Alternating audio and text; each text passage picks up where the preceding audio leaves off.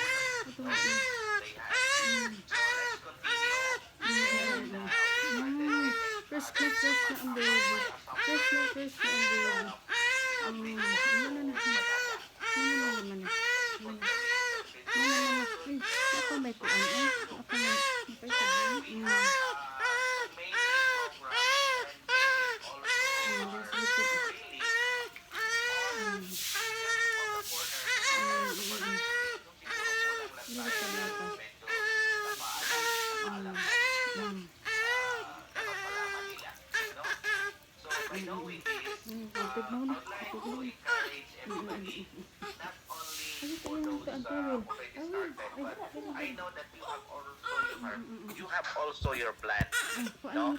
May mga plano kayo.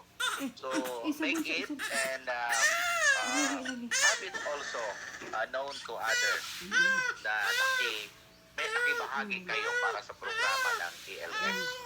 So thank you for those teachers and all of us.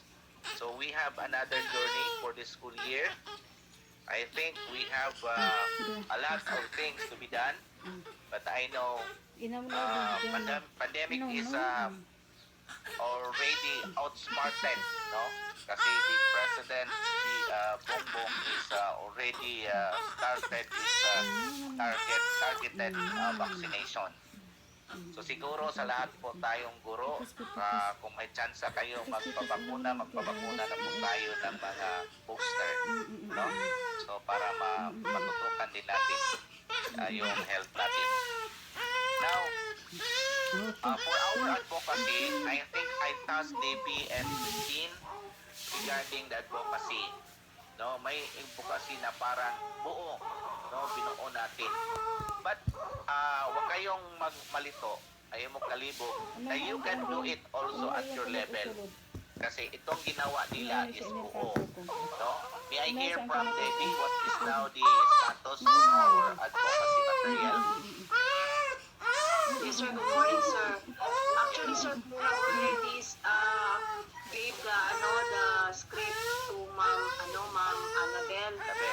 We are waiting for the corrected one. So, as soon as it already okay, sir, we will start again, sir, with the shooting po. Okay. Pero kailangan dapat ma-air natin siya, Ma'am Debbie, before sa opening. No? Opening of classes. Noted, sir. Okay. Kung pwede natin ngayon na week or ano ba yung time na mapunta kayo dito with Christine nandito pa po si Ma'am Annabelle para matapos na natin. Okay? Noted, sir. Okay. So, balikan ko lang yung doon sa AL Senior High natin na please help and guide also our learners, especially if they enter to the high school, especially the senior high. No? During our last, yesterday pala, together with Alex, we have reached also the Capitol, and I knocked our proposal for the additional LSB. So they have also responded positively, but the person that I have talked to wanted to talk to the governor regarding the plan for our AL Senior High, and they are really have that positive outlook, especially on the different level, especially our ALS learners entering the ALS Senior High. So magtulungan natin sila kasi tayo po sa elementary at sa secondary ay we are the source of those learners. Again, may mga natutuwa ako, especially yung mga learners natin sa abroad, no? Nakita ko yun kay Ma'am Jean Lesperos, no? Ma'am Jean, may abroad tayong dalawa ba yun doon? Tatlo. I think dalawa or tatlo. Sir, isa sa ako, sir, kang atilusilintong duha. Ay, yeah. So, sorry, Ma'am Luslin, sa'yo pala yung dalawa, no? Ma'am Luslin. Yes, sir. Okay. Salamat, Ma'am Luslin. Salamat sa inyong dalawa. Then we have also Ma'am Dinuna. Oh, Ma'am. Sir. Miss Montes. Sir. Iba din sir, yun, batch 21. Yung Oo. po, yung sir, yung nakausap niyo, sir. Yes, salamat at na-arrange ninyo. No? So that is one of the greatest factors that we have extended to our learners in abroad. No? Alam ko may mga pa rin kayo. So encourage them also na kahit nasa abroad sila, we cater them on a different way. No? So sa mga teachers natin sa ALS na may mga learners sa abroad at na-facilitate nila, salamat sa inyo. I know that these learners are really banking on you, especially on the program. Okay?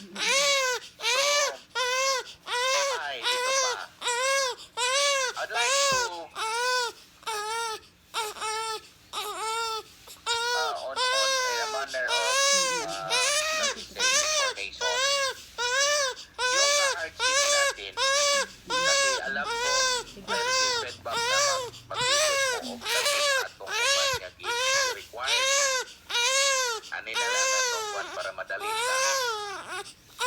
And pag i-prepare ninyo, katulad yung Form 48, starting January until July. And also, your accomplishment report on that level. So, another, yung sa IETF, kung makakuha kayo, much better. No? Much better. Kasi isa po yun na justification natin. No? Sikapin nyo lang na makakuha kayo noon. So, yung sa IETF, guidelines nila na wala talaga, bawal talaga yung mag-conduct tayo ng face-to-face. Isa po yun. Kahit na hindi man yan sigurado na, hindi yan diretso-diretso na halimbawa start tayo ng January until June magkaroon ng ganon. Hindi man, paano man yan, paiba-iba. So please support it. So yung accomplishment, yung DTR ninyo, at saka yung sa IETF. But on the opening, tatlo lang yun.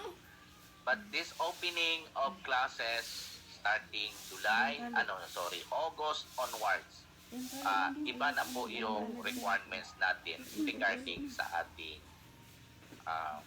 hardship. Okay, do you have any questions regarding those things that I have already discussed?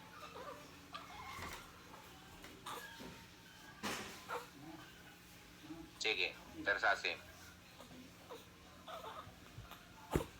Sir, good morning. Morning ka na. Feedback na sir, feedback. May nailang gamay.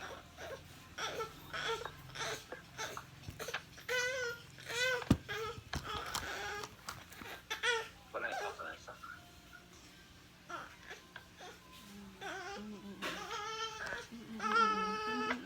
Again, good morning. Yes. Go ahead. With regards to the graduation, sir ba, Sige. our district supervisor suggested that we are going to have a face-to-face graduation instead of, because before we are planning the virtual, but yet last week she called us for a meeting, then asking us that we are going to have a face-to-face graduation for the purpose that it is one way or another that we can advocate the program para mas mas effective sa community, and they will be motivated to enroll in alternative learning system. So in that manner, I told her na maybe right after siguro ma'am kuan ang kanang ma-finalize